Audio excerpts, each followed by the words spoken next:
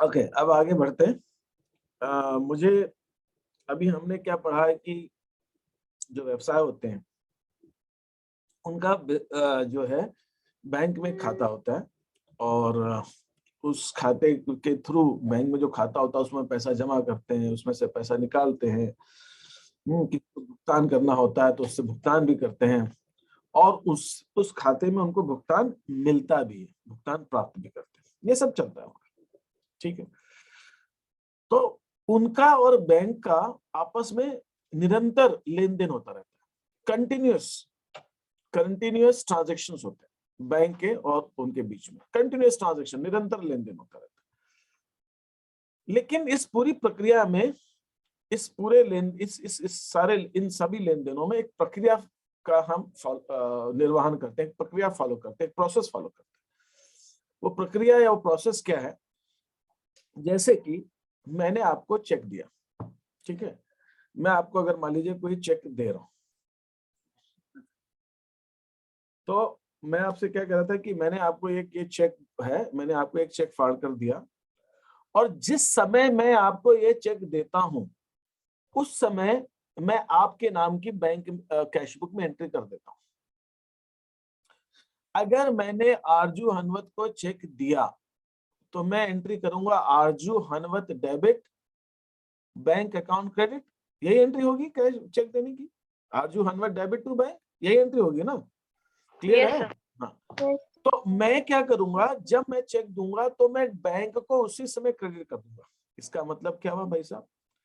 इसका मतलब ये हुआ कि अगर मान लीजिए मेरे बैंक में अकाउंट है, मैं यहाँ पे सिंपल सी अपनी कैशबुक बना रहा हूं, और इस कैशबुक के अंदर मैं डबल कॉलम कैशबुक बना रहा हूं, लेकिन मैं यहां पर आपको समझाने के लिए सिर्फ बैंक के कॉलम बना रहा हूं, बैंक कॉलम ओनली। मैं सिर्फ बैंक का कॉलम बना रहा हूँ, कैश का कॉलम बना रही हूँ क्योंकि मुझे अभी जरूरत नहीं है। बीआरएस के अंदर हम बैंक कॉलम की बात करते हैं, कैश कॉलम की हमें बात नहीं होती क्योंकि बैंक रिकंसिलिएशन स्टेटमेंट है। इसलिए हम यहाँ पे मैंने सिर्फ बैंक का कॉलम आपके लिए बनाया है समझाने के लिए, क्योंकि अदरवाइज तो बहुत लंबा समझाने का प्रोसेस हो जाएगा, फिर दिक्कत है। मैं यहाँ पे डेट का कॉलम नहीं बना रहा हूँ, मैं यहाँ पे बाकी कोई कॉलम नहीं बना रहा हूँ, सिर्फ पर्टिकुलर्स और एक अमाउंट का समझाने के लिए कॉलम बनाया। मान लीजिए मेरे बैंक में पहले से एक बैलेंस है, बैलेंस ब्रॉट डाउन, मेरे पास बैंक के अंदर पहले से 25,000 रुपए पड़े, ठीक है। मैंने आरजू हनवत को 5,000 रुपए का चेक दिया, अभी दिया, और अभी मैंने एंट्री कर दूंगा, मैं उसी समय एंट्री कर दूंगा जब मैं चेक दूंगा। मैंने एंट्री क्या की, आरजू हनवत डेबिट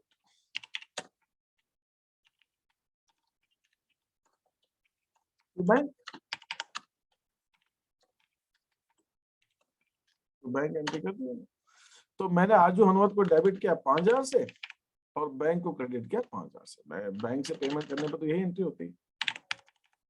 तो मैं बैंक के क्रेडिट में लिखूंगा बाय, तो कैशबुक में बाय आरजू हनवत। अब मैंने 5,000 रुपए यहाँ पे लिख लिया, ठीक है। मान लीजिए आज दिन भर में मैंने सिर्फ एक ही लेन देन किया, समझाने के लिए बता रहा हूँ आपको, वास्तव में तो हो सकता है कई होंगे, होते होंगे, हैं, होते भी हैं बिजनेस में, कभी एक भी होता है नहीं। तो मैंने एक ही लेन देन किया, और शाम को जब मैं बैठा, या अगला दिन वो हुआ, शाम को बैठा तो मैंने अपना बैलेंस निकाला कैशबुक में। तो भाई मेरा जो बैलेंस है करीब डाउन, मेरे पास अभी बैंक में 20,000 रुपए जमा,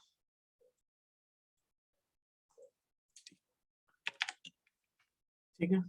अब मैं गया अपने सपोज एटीएम मशीन पर, और वहां से मैंने अपनी वो निकाली, क्या कहते हैं, बैलेंस निकाला, या मैंने बैंक से पासबुक में एंट्री करवाई और बैंक बैलेंस निकाला। तो मेरे आरजू हनवत को जो मैंने चेक दिया, आरजू हनवत इस चेक को लेके बैठ गई मतलब आज 27 तारीख हो गई, और ये मैंने चेक दिया, और आरजू हनवत के पास वो चेक पड़ा रहा, और वो 2 दिन तक तो उसके पास ही रखा रहा। तीसरे दिन जाके उसने अपने बैंक में जमा किया। अब जब मैं इसको चेक दे रहा हूं, मैं बैंक को अपने फोन करके नहीं कहता कि मैंने चेक दिया है 5,000 का, और बैंक ना मेरी फोन सुनेगा, ना बैंक को उससे कोई मतलब है। बैंक को किस बात से मतलब है? जब आरजू हनवत की बैंक, मान लीजिए मैंने जो चेक दिया वो एक्सिस बैंक का, आरजू हनवत की बैंक एसबीआई है। तो एसबीआई जो जिसमें उसने चेक जमा किया, जब उसकी SBI bank state bank of India मेरी एक्सिस बैंक से संपर्क करेगी। कैसे संपर्क करेगी? कंप्यूटर के थ्रू। आजकल तो सारा काम कंप्यूटर से होता है। ये जो है ना, ये जो स्ट्रिप है, ये स्ट्रिप जो है इसको स्कैन किया जाता है। इसके अंदर सारी डिटेल लिखी हुई है, इस अंदर स्कैनिंग आ जाएगी, किस बैंक का चेक है, किस खाते का चेक है।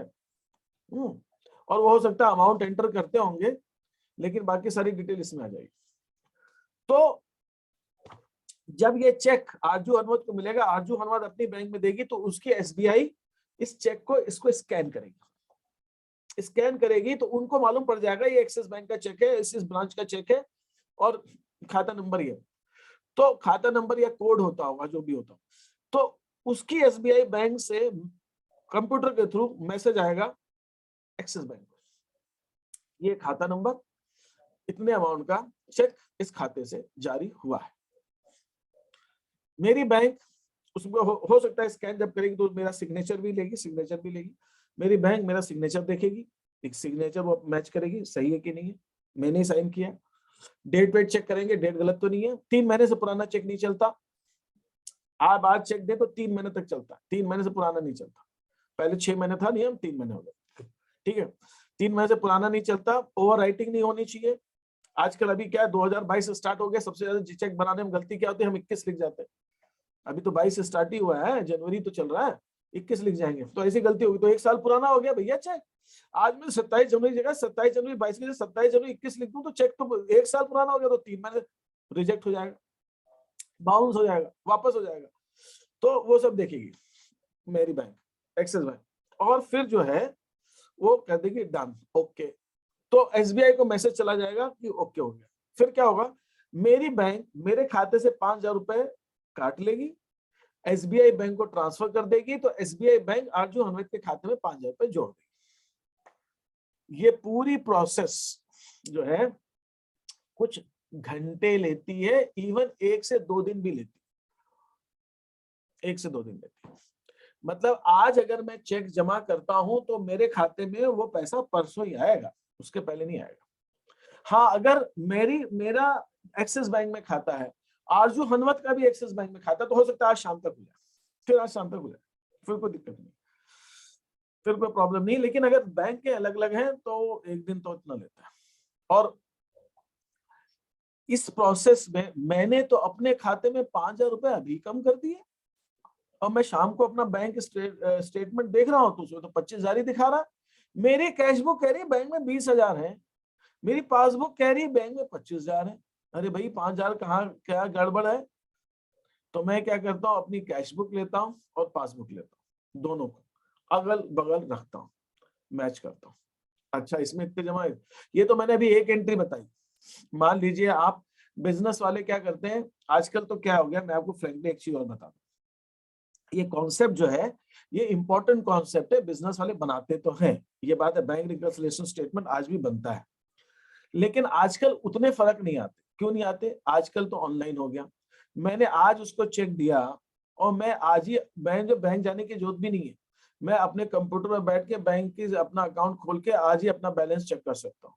मैं बैंक का स्टेटमेंट रोज मिला सकता हूँ, रोज की रोज। नहीं तो पहले क्या होता था, मुझे याद है, मैंने वो टाइम देखा है ना। पहले तो मैं कॉमर्स पढ़ाने लग गया, पहले मैं कॉमर्स करता था, ठीक है, पता नहीं मुझे पढ़ाने का कब से ऐसा वो भूत आ गया। तो मैं क्या, हमारा बिजनेस का बैंक अकाउंट था, तो बैंक अकाउंट जाते थे तो बैंक से हर महीने के एंड में मैं स्टेटमेंट लेता था कि भाई आप स्टेटमेंट दीजिए। तो वो स्टेटमेंट क्या होता है, करंट अकाउंट में कैश पासबुक नहीं होती, आप सेविंग अकाउंट, बैंक अकाउंट भी अलग अलग तरह के होते हैं। आप अगर सेविंग अकाउंट खोलते हैं, बचत खाता, तो आपको पासबुक मिलती है। आप चालू खाता खोलते हैं करंट, उसमें पासबुक नहीं मिलती, बैंक आपको स्टेटमेंट देता है।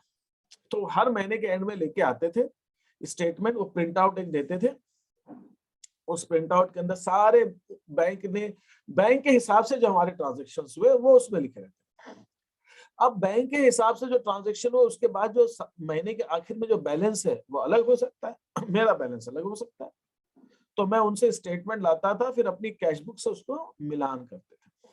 और अगर मान लीजिए कभी स्टेटमेंट एक लाए और दो दो स्टेटमेंट लेने पड़ गए, भाई एक और दे दीजिए, अभी और ट्रांजेक्शन हो गया, या महीने के बीच में स्टेटमेंट लेना पड़ गया, तो बैंक उस एक प्रिंट आउट के, एक पेज के भी प्रिंट आउट के पैसे लेता था 20-30 रुपए, है ना। तब की मैं आज की आपकी नहीं, आज से बात बता रहा हूँ आपको 90s की, 20-30 रुपए लेता था वो। आजकल तो कंप्यूटर में दिन भर निकाल लो, कभी भी निकाल लो, मैसेज भी आ जाता है, आजकल तो एसएमएस भी आ जाता है, आपके खाते से इतने पैसे बैंक ने दे दिए, इतने खर्चे ले लिए, तो खटाखट मालूम पड़ जाता है। मैंने आरजू अनवत को चेक दिया, आरजू अनवत जिस दिन जमा करेगी मेरे खाते में आएगा, मेरे पास एसएमएस आ जाएगा। पहले ऐसा नहीं होता था, पहले तो वेट करते रहते थे, बैलेंस चेक करते थे, तब मालूम पड़ता था, नहीं तो बैंक से पूछना पड़ता था, ये सब चीजें थी। खैर वो समय गया। तो कहने का सीधा सा मतलब है कि पहली बात तो आपको ये समझनी है कि मेरी कैशबुक में, और मैं जब बैंक से अपना बैलेंस पूछता हूं और मेरी कैशबुक के हिसाब से बैंक के पास जितने पैसे जमा है और बैंक के हिसाब से मेरे जितने जमा, उन दोनों में फर्क हो सकता है। ये फर्क किस किस वजह से आता है? ये फर्क जो मैंने अभी आपको एग्जांपल दिया कि मैंने किसी को चेक दिया, लेकिन वो चेक अभी तक मेरी बैंक के पास नहीं आया है, उसकी डिटेल नहीं आई है, तो मेरी बैंक ने अब पैसा घटाया नहीं है। मेरी बैंक तो तभी घटाएगी जब आएगा। अगर आरजू अनवत चेक जमा करना भूल जाती है तो मेरी बैंक से पैसे नहीं घटेंगे। आरजू अनवत मेरा चेक खो देती है, खराब कर देती है, गीला कर देती है, फट जाता है, कुछ भी हो जाता है, तो मेरी बैंक के पास वो चेक, मेरी बैंक से पैसे नहीं कटेंगे। मैंने कैशबुक में तो एंट्री कर दी, लेकिन वो चेक मेरे पास आया ही नहीं, मेरी बैंक ने घटाया ही नहीं। वो तो मेरी बैंक तभी घटाएगी जब वो चेक बैंक को उसकी बैंक के हिसाब से मिलेगा, तभी घटाएगी, उसके पहले नहीं घटाएगी। एक ये स्थिति होती है। दूसरी स्थिति क्या हो सकती है जिसकी वजह से फर्क हो सकता है? दूसरी स्थिति हो सकती है कि यहाँ मैंने चेक जमा किया, हो सकता है मैंने चेक जमा कर दिया, जैसे मैंने आरजू अनवत को चेक दिया, मुझे किसी ने दिया, मैंने अपने खाते में जमा किया। अब जब तक मैं आज अगर मेरे को कोई चेक मिलता है और मैं आज बैंक में जमा करता हूँ, आज मैं बैंक को देखे, तो मैं अपनी कैशबुक में उसी समय एंट्री कर दूंगा। जब मैं एंट्री करूंगा, क्या करूंगा, बैंक अकाउंट डेबिट, बैंक को डेबिट करूंगा, तो मेरी कैशबुक के अंदर बैंक अकाउंट को डेबिट कर दूंगा। तो मैं तो अपना बैलेंस अभी का अभी बढ़ा दूंगा। मैं अगर बैंक के अपनी कैशबुक में एंट्री करता हूं तो मैं तो अभी के अभी बढ़ा दूंगा। मैंने अगर मान लीजिए किसी से मुझे वाई से चेक मिला है, तो 2Y कितने का मिला, 3000 का, तो मैं तो अपना बैंक में अभी के अभी बढ़ा दूंगा। लेकिन अभी तो मेरी बैंक को तो तुरंत के तुरंत पैसा तो मिलेगा नहीं। मेरी बैंक क्या करेगी, मेरी बैंक जो है संपर्क करेगी, किससे संपर्क करेगी, जिस बैंक का वो चेक है उससे। और मेरी बैंक, जिस बैंक का मैंने चेक जमा किया, उस बैंक से जब संपर्क करेगी, तो जब वो बैंक ओके करेगी, तब मेरी बैंक मेरे खाते में बढ़ाएगी। अब हुआ क्या, हुआ ये कि साहब ऐसा था कि मेरे को चेक मिला था परसों, मैंने परसों जमा कर दिया। कल 26 जनवरी की बैंक की छुट्टी आ गई, आज बैंक की हड़ताल हो गई, ठीक है। फिर वो second and fourth Saturday bank की बंदी रहती है, तो बैंक की बंदी आ गई।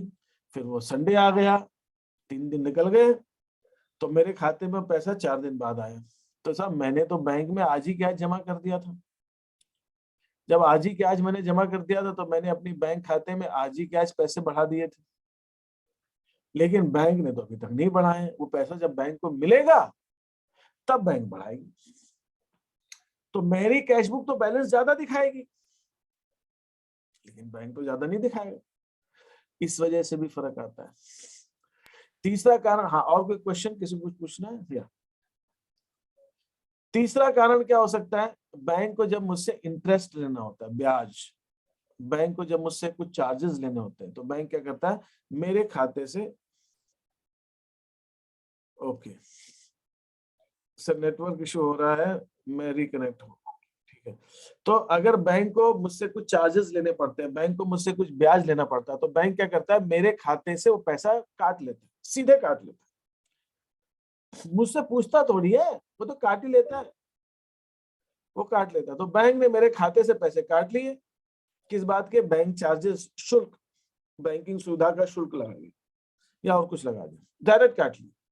तो जब बैंक ने मेरे खाते से पैसे काट लिए, तो मेरा बैलेंस तो बैंक के हिसाब से कम हो गया, लेकिन मेरे को तो मालूम नहीं था बैंक ने काटे, तो मैंने तो एंट्री की नहीं है। जब मैंने की नहीं है तो मेरा बैलेंस ज्यादा आएगा कैशबुक का और बैंक का कम आएगा। एक ये भी, बैंक जो पैसे काट रहा है उसका उल्टा भी हो सकता है, बैंक हमें ब्याज देगा। मान लीजिए बैंक हमें ब्याज देता है, बैंक हमें ब्याज देता है, बैंक अगर हमें ब्याज देता है तो बैंक हमारे खाते में उस पैसे को जोड़ देगा, जोड़ देगा। तो जब बैंक ब्याज देता है तो उस पैसे को जोड़ देगा। तो जब बैंक हमारे खाते में पैसे जोड़ देता है तो बैंक ने तो जोड़ दिए, लेकिन मुझे तो मालूम नहीं पड़ा कि बैंक ने ब्याज दिया, तो मैंने तो नहीं जोड़ा, मैंने तो नहीं जोड़ा। तो मेरी कैशबुक का बैलेंस तो उतना नहीं आएगा, लेकिन पासबुक का बैलेंस ज्यादा आएगा। ठीक है, मेरे पासबुक का बैलेंस ज्यादा। तो ये कुछ चीजें हैं जिनकी वजह से थोड़ा सा डिफरेंस आता है। अभी तक जो कुछ मैंने कहा, इसमें किसी को कोई चीज पूछनी है?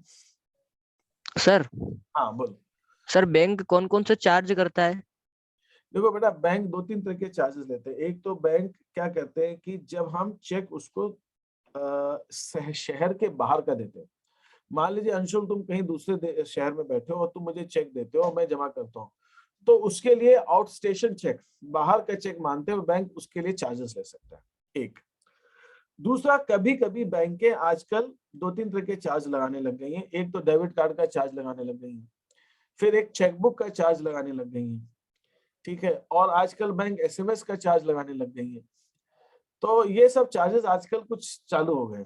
फिर बैलेंस एक होता है कि बैंक के अंदर आपका न्यूनतम बैलेंस इतना होना चाहिए, अगर बैलेंस उससे कम है तो उसके चार्ज लगाने लग गई हैं। तो ये सब कुछ चीजें बैंकों में होती है। Okay sir. ठीक है सर कैश बुक और पासबुक का ये जो बैलेंस होता है इसे मिलाना क्यों जरूरी होता है? बेटा, हाँ, अब सवाल उठता है कि ये बैलेंस अगर हमारा कैशबुक और पासबुक के में फर्क है तो उसको मिलाने की आवश्यकता क्या पड़ती है? आवश्यकता इसलिए पड़ती है क्योंकि अगर मान लीजिए मुझे किसी से चेक मिला है और किसी वजह से बैंक से गलती हो गई और वो चेक अभी तक क्लियर नहीं हुआ, तो मुझे मालूम होना चाहिए कि भाई मेरे को पैसा मिला ही नहीं। अगर मैंने किसी को चेक दिया है, मैं तो बोल रहा हूँ कि उसको पेमेंट हो गया, लेकिन उसको तो हुआ ही नहीं है पेमेंट अभी तक। या उसकी गलती हो सकता है, सामने वाले की, या कोई भी गलती हो सकती है, तो मुझे ये भी मालूम होना चाहिए। अभी मैं आपको एक उदाहरण देता हूँ। मेरा ब्रदर है, वो मार्केटिंग करता है, ठीक है। तो क्या होता था कि उसकी कंपनी में ऐसा है कि उसकी कंपनी एडवांस लेती है और एडवांस पेमेंट के बदले में माल देती है, मतलब पहले पैसा ले लेती, उधार नहीं है उसका काम। उसकी फैक्ट्री में ऐसा, जिसमें वो काम करता है। तो एक चंडीगढ़ की पार्टी है, वो क्या करती थी, चेक दे देती थी और ये चेक बैंक में जमा कर देते थे। और चेक देखिए ऐसा होता है, मैंने आपको चेक और ड्राफ्ट का डिफरेंस समझाया है, लेकिन क्या होता है कि लोग चेक पे भी भरोसा कर लेते, चेक दिया है तो ठीक है, मान लो चेक आ गया तो ठीक है, भरोसा, चेक आया बैंक में जमा कर दिया।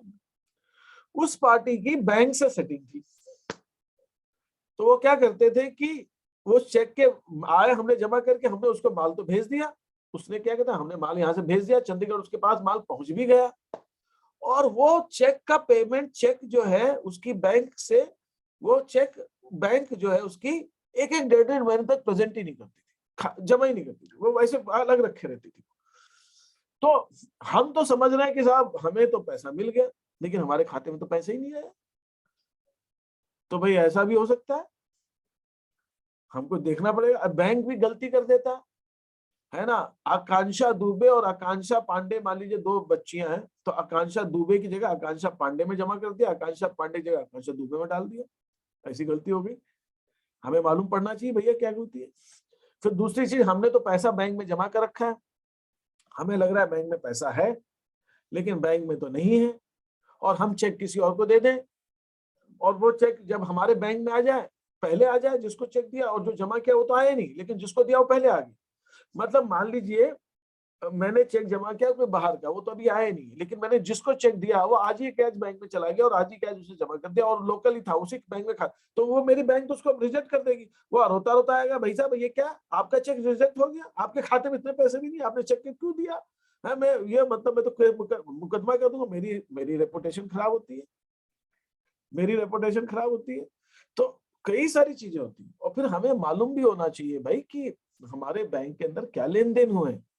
हम मान रहे ये है, जैसे मैं आपको एग्जांपल देता हूँ, आपको एग्जाम हुआ और टीचर ने आपके जो टीचर है उन्होंने मार्क्स दे दिए आपको 69 आउट ऑफ 100 मान लीजिए।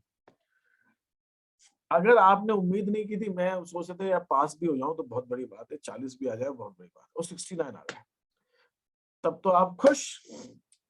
लेकिन अगर मान लीजिए आपको उम्मीद है, आपने पहले से मालूम था कि हाँ 70 के आसपास आ सकते हैं, 70 75 आ सकते हैं, तो आप पूछोगे नहीं टीचर से कि सर वो भैया मैडम वो कॉपी आपने चेक की, वो कॉपी दिखा दीजिए जरा, हम भी देखें हमारी गलती कहाँ है। अगर आपको 40 की उम्मीद थी, आप 69 आ गए, आप कहे भैया खुलवाओ मत कॉपी, कहीं खुल गई उनने पकड़ ली कि गलती से नंबर दे दिए तो गड़बड़ हो जाएगा। लेकिन आपको अगर उम्मीद है कि हाँ 69 आने हैं और 70 75 आने थे और उसी के आसपास आए हैं, या आपको और ज्यादा की उम्मीद थी और उतने आए, तो आप कहोगे कॉपी देखना चाहोगे आप। बैंक के साथ ऐसा ही है, अगर बैंक में आपके पैसे जमा है तो आप देखना चाहोगे भैया कि मैं तो समझ रहा हूँ जमा है, लेकिन है कि नहीं है, इतने हैं भी कि नहीं है। अरे वो देखोगे नहीं देखोगे, ये है मकसद। इसलिए बैंक रिकंसिलिएशन स्टेटमेंट बनाना आवश्यक हो जाता है, जरूरी हो जाता है। ठीक है। अच्छा, दूसरी चीज और होती है कि फ्रॉड भी तो हो सकता है। मैंने कुछ नगद जमा करवाया, मैंने अपने किसी कर्मचारी को भेजा कि बैंक के अंदर जाके 10,000 रुपए जमा करा, उसने बता दिया जमा हो गया, उसने मान लीजिए कोई पर्ची भी दिखा दी जमा हो गए, लेकिन बैंक में जमा ही नहीं होते पैसे,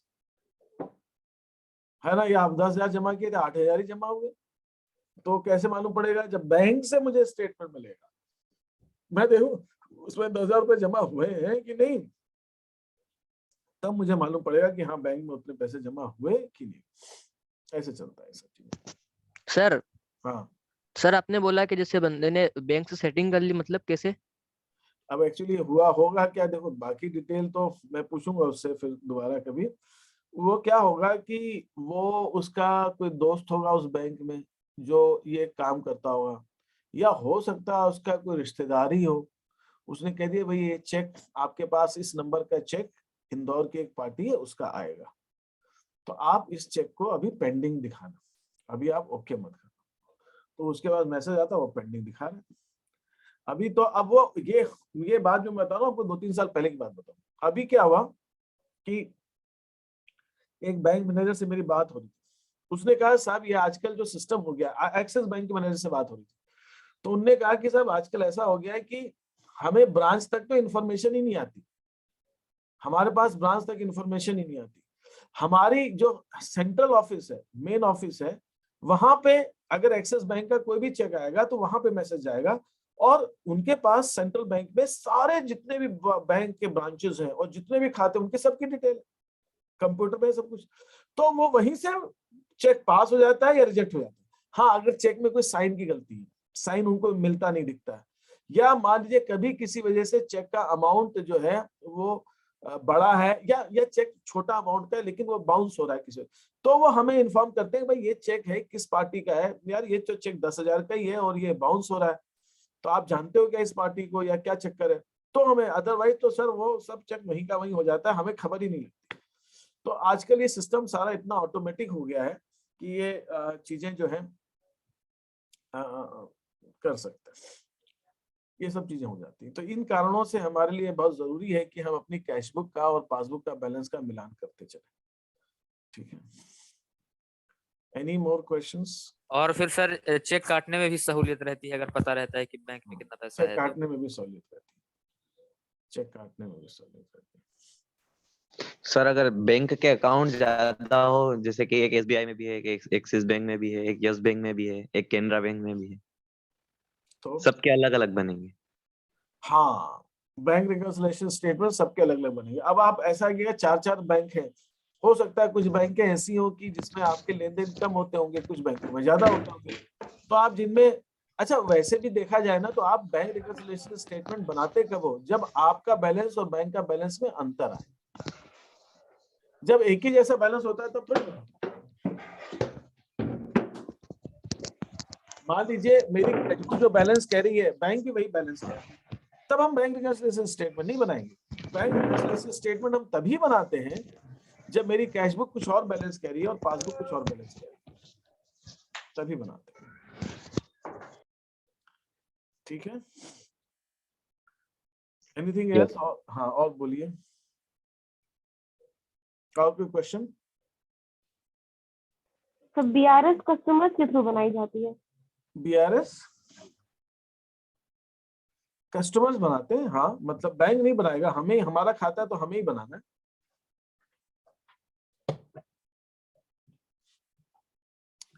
हाँ जी, और कुछ कहना चाह रहे हैं?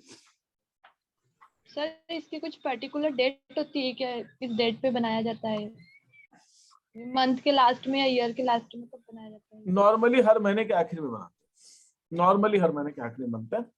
बाकी जैसे मैंने कहा कि आप महीने के बीच में भी कभी भी बना सकते हो, इसकी कोई ऐसा नहीं होता है, ये एक तिथि पे, एक डेट पर बनता है। मैंने मान लीजिए आज 27 जनवरी, मैं आज भी बना सकता हूँ, तो आज तक मेरा, आज अगर मुझे बनाना है बैंक रिकंसिलिएशन स्टेटमेंट, तो मैं आज का अपना कैशबुक का बैलेंस देखूंगा और बैंक का देखूंगा।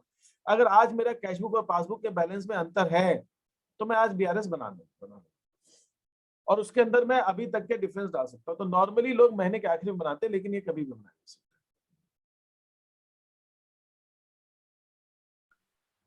है। सर कैश बुक और पासबुक में बीआरएस बना, एक सेकंड, एक एक करके, हाँ, क्या कह रहे हैं?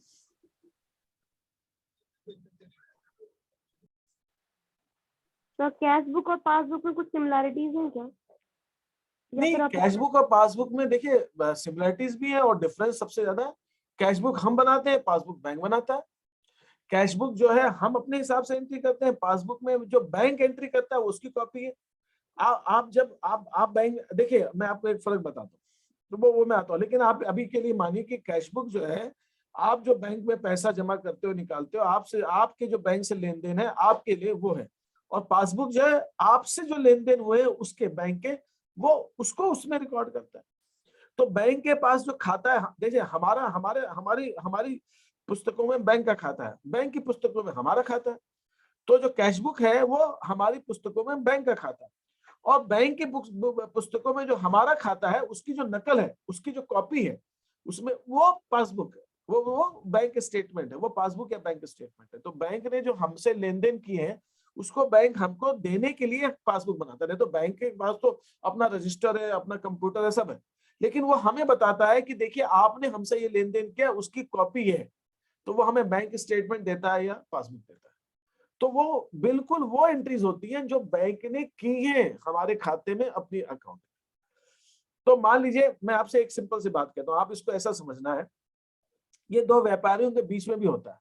सिर्फ बैंक रिकंसिलिएशन स्टेटमेंट बैंक से तो बनता है, वो बैंक रिकंसिलिएशन से नाम है उसका, बैंक रिकंसिलिएशन स्टेटमेंट है, लेकिन दो व्यापारी भी आपस में लेन देन का मिलान कर सकते हैं। मान लीजिए मैं अंशुल राठौड़ से मेरा बिजनेस ट्रांजैक्शन है, मैं अक्सर उससे सामान खरीदता बेचता हूँ और उससे अक्सर पेमेंट आता जाता है। अब मान लीजिए जनवरी खत्म हुई है ना, उसने कहा, उसका मैसेज आया कि आपको जो है 15,620 रुपए देने। मैंने अंशुल राठौड़ का खाता खोला, मैंने कहा मेरे हिसाब से तो 13,500 रुपए आ रहे हैं, वो 15,620 बोल रहा है। मैंने कहा कि भाई अंशुल, तुम्हारे हिसाब से 15,620 आ रहे हैं, मेरे हिसाब से 13,500 आ रहे हैं, तो तुम एक काम कर लो, या तो मैं मैंने तुम्हारा जो खाता है मैं उसकी फोटो खींच के भेज देता हूँ, तुम मिला लो। मैंने अगर दिखाया कि मैंने खरीदा है या पेमेंट किया है तो तुम भी देख लो तुमने बेचा पेमेंट किया, या तुम भेज दो मैं मिला लेता हूँ। तो हम दोनों तो आपस में एक दूसरे का मिला सकते हैं, लेकिन बैंक नहीं, क्या बैंक तो हमें दे देगा, बोले आप मिलाइए, हमसे मतलब नहीं। तो हम व्यापारी लोग भी मिला सकते हैं। भाई एक कह रहा है कि भाई तेरे से 15,620 रुपए ले रहे, एक कह रहा है तेरे से मुझे तो 13,500 देने, तो भाई दोनों खाता मिलाओ, किस किस दिन पे खरीदा गया, कितना कितना, एक ने बेचा तो एक ने खरीदा, एक की बेचने की एंट्री मिलाओ, दूसरे की खरीदने की एंट्री मिलाओ, एक को पेमेंट मिलने की एंट्री मिलाओ, एक को पेमेंट देने की एंट्री मिलाओ, एक को चेक मिला, एक ने चेक दिया, एक ने कैश मिला, एक को कैश दिया, एक ने माल खरीदा, एक ने माल बेचा, वो एंट्री मिलाओ। आगे पीछे दिन का फर्क हो सकता है, ठीक है, वो अलग बात है, लेकिन एंट्री अमाउंट तो मिलना चाहिए। और फिर उसके बाद देखें क्या फर्क आ रहा है, अरे इसमें एक एंट्री तो थी ये माल बेचने की, एंट्री तो तुमने तो की नहीं है। तो अब देखो भाई, तुम दो चीज हो सकती है, या तो हम एक करना भूल गया, या दूसरे ने गलती से कर दी, दूसरे खाते में करनी थी इसमें कर दी। तो ऐसा तो बिजनेस में भी हो सकता है। तो ये मिलाना जरूरी है दोनों को, कि भैया एक मांग रहा है। हाँ बोलो सर, मिलाने के बाद फिर क्या करते हैं जब ये क्लियर हो जाता है भाई, कि इसका मिलाने के, शेष कम है अरे ज्यादा पहली है? बात तो ये है कि वो मुझसे कह रहा है भाई 16,200 रुपए दो, मैं कह रहा हूँ 13,500 देने हैं, तो मुझे तो पेमेंट करना है ना उसको।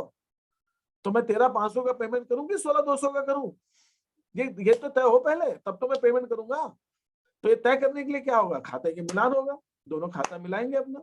खाते का जब मिलान होगा तो खाते के मिलान में निकल के बात आएगी कि फर्क क्या है, तो दोनों ने मिला लिया। अब वो कह रहा है ठीक है, मालूम तय हो गया कि हाँ नहीं अंशुल की गलती थी, दूसरे खाते में आकाश पांडे के खाते में एंट्री करनी थी, उसने प्रमोद डालमिया के खाते में कर दी, चलो ठीक हो गई बात, तो उसने उसको ठीक कर दिया, है ना। उसको बोलते हैं रेक्टिफिकेशन, त्रुटियों का जो भी है।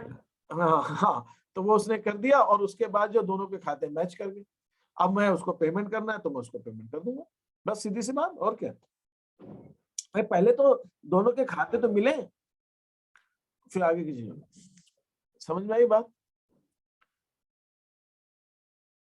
हाँ जी, क्या कह रहे हैं बताइए, ये बात जो अभी मैंने कही वो समझ में पड़ी कि नहीं पड़ी है बताइए। इसलिए मिलान बहुत जरूरी है। और कोई चीज पूछना चाह रहे हैं अभी तक जो कुछ मैंने कहा? कैशबुक में सर, इस कैशबुक में ओनली बैंक ट्रांजैक्शन रिकॉर्ड होंगे? बिल्कुल बिल्कुल, बैंक रिकंसिलिएशन स्टेटमेंट से बैंक ट्रांजैक्शन को ही मिलाता है, बैंक रिकंसिलिएशन स्टेटमेंट से बैंक ट्रांजैक्शन को ही मिलाता है। सर इनकेस हमने बीआरएस तैयार किया है और बीआरएस में है ना कुछ एरर्स हो रही है, पर उसका हमें पता भी नहीं चल रहा, मतलब हमारी तरफ से कुछ नहीं हुई है, और बैंक की तो अगर हम ऐसा होता नहीं इसके लिए है, बैंक ऐसा को होता नहीं, ऐसा रिस्पॉन्सिबल। बीआरएस में ऐसा नहीं होता। नहीं, आप जब कैशबुक और पासबुक को मिलाते हैं ना तो गलती पकड़ में आ जाती है उसमें। तो देखिए, मैं भावना सीधी सी बात है, इसमें मैं 25 खाते नहीं मिला रहा हूँ या 500 खाते नहीं मिला रहा हूँ, ये सिर्फ 2 खाते आपस में एक दूसरे को मिला रहे हैं, तो वो तो उसमें ना पकड़ के आने का सवाल ही नहीं उठता। या तो तुमने बेचा या मैंने खरीदा। अब तुमने बेचने की एंट्री कर दी, मैंने खरीदने की एंट्री नहीं की, तो भैया क्यों हुई, ऐसे गलती कैसे हुई? तो तुम बेचने की, तुमने जब बेचा होगा तुमने बिल बनाया होगा, उस बिल की कॉपी भेजो मेरे को। तुमने भेजी कॉपी, तो मैंने कहा हाँ ये माल तो मेरे पास नहीं आया, माल नहीं आया तो तुमने चेक करना पड़ेगा माल क्यों नहीं आया, तो पता तो चल जाता है, वो पता चल जाता है। मतलब अगर हमारे पास कई खाते मिलाए ना, तब नहीं मालूम पड़ता किस खाते में गलती है। तलपट मिला रहे, तलपट मिल नहीं रहा, तुम ढूंढ रहे भाई कहाँ गलती, क्योंकि कई खाते हैं, कहीं भी हो सकती। लेकिन जब 2 खातों में मिलाया जा रहा है तब तो गलती तो पकड़ में आ जाती है, फिर उसमें दिक्कत नहीं आती, फिर उसमें दिक्कत नहीं आती। ठीक है, यहां तक कोई प्रॉब्लम किसी को? ठीक है, अब मैं इसके आगे बीआरएस, अब प्रॉपर बीआरएस कल से स्टार्ट करूंगा। मैंने आपको आज जो है आपको बैकग्राउंड दिया बैंक रिकंसिलिएशन स्टेटमेंट का, कि बैंक रिकंसिलिएशन स्टेटमेंट कैसे बनता है और वो क्या होता है और कौन बनाता है, और जैसे एक पूछा गया क्वेश्चन कि भाई वो क्यों बनाने की उसकी आवश्यकता होती है, वो सब मैंने आपको आज बताया। ठीक है, तो आज हमने इसकी ही सिर्फ बात की।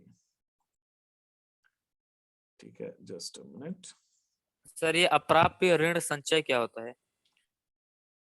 अप्राप्य ऋण संचय, अब ये जो आपने अप्राप्य ऋण संचय पूछा है, इसका मतलब ये हुआ कि वो पैसा जो हमें नहीं मिला, हमें लेना था किसी से लेकिन नहीं मिला, और नहीं मिलने के कारण हमने उसको ये माना है कि शायद ही हमें नहीं मिलेगा, और वो हमें संभावित हानि की तरफ दर्शा रहा है।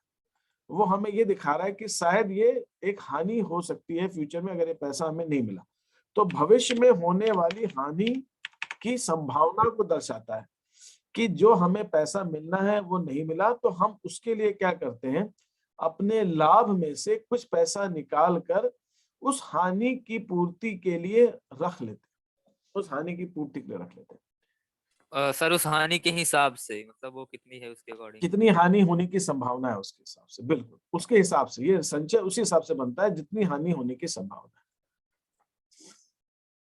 सर ट्रायल बैलेंस में किस साइड होता है? हर संचय ट्रायल बैलेंस का उसका वो होता है, क्रेडिट बैलेंस होता है। हर संचयों का जो एक है अलग से, बाकी ज्यादातर वो बहुत अपवाद स्वरूप है, बाकी आप सभी संचयों का जो है वो जमा शेष होता है, क्रेडिट बैलेंस होता है। ठीक है, आरजू हनवत प्रेजेंट है?